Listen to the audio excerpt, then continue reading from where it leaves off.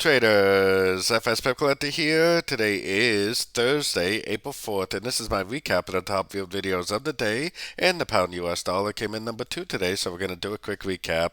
If you'd like to see my full top-down analysis on the pound dollar, make sure you check out the video linked at the end of this video over here. So another pretty decent little push up on the pound today, but then it did go down, and it actually did break structure. So far it is actually rejecting structure, but most likely this last set of trend right here is over. I actually think there's a very good likelihood this move down is actually going to be a crutch into this move up, and this is going to either be an ABC or a 1, 2, 3 and end up continuing the uptrend. If this right here really is the end of a wave C, then most likely it is a 1, 2, and 3.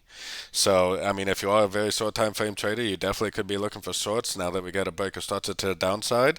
But I think there's a pretty good chance, especially with non-farm payroll coming out tomorrow, that this probably is going to end up continuing back up. But the way the dollar's been lately, and looking at some of these correlated dollar pairs, you never know. It very easily could just keep on trending down. So don't forget to check out my free Discord channel linked in the corner down here below, and don't forget to check out my membership program at my website linked at fxpipcollector.com. As always, thank you and happy trading.